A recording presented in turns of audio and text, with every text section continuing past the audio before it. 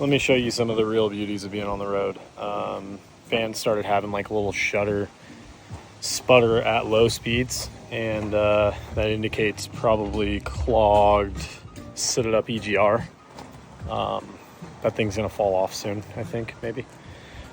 But what we're gonna do is clean it. So EGR's here. I'm gonna pull that bad boy. I went to Mercedes, got a gasket, and then we're gonna clean all the soot and carbon out of that thing with some carbon choke cleaner and some brake clean.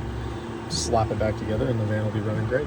Sprinter vans are not for everybody. They're definitely gonna have some downtime in their life at one point. Some of you guys get lucky, but this is not the case. This van has 105,000 miles. This is a pretty common thing to happen, is the EGR valves kind of get a little jammed up. There's a couple little preventative things you can do to try and make that not happen. Let's run good fuel additive, which I do every tank. I actually bought this thing at 70,000. Who knows how it was taken care of before me, but I do what I can. So on the road, don't have all the right tools, but we're gonna make things happen.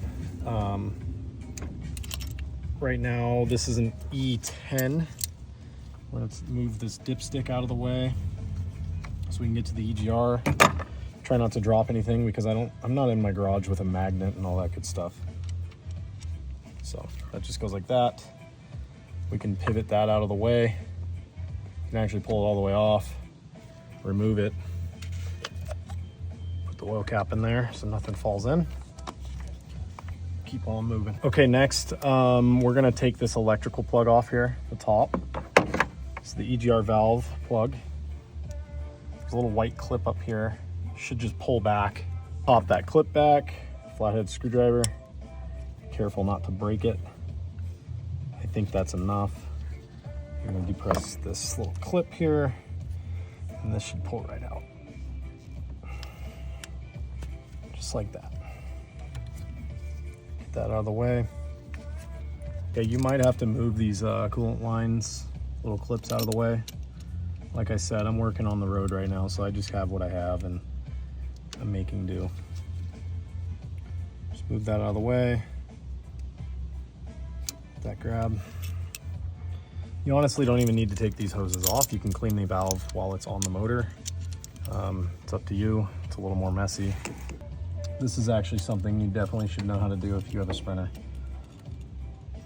Like I said, I've never done it before. I just understand what needs to be done. All right, you'll start off by removing all these E10s. There's gonna be 4.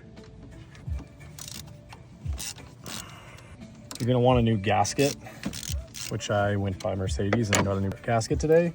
It's 11 bucks online. I think they're around 4 bucks.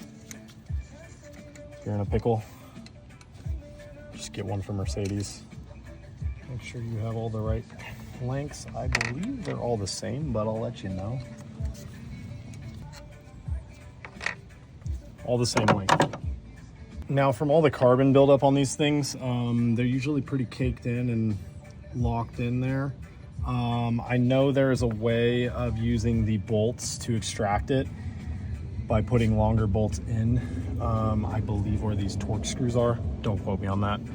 But what I'm gonna try is a method of just kind of shock it with a hammer in a good spot, probably over here. And we're just gonna tap it, try and break it loose to where we can pry it up.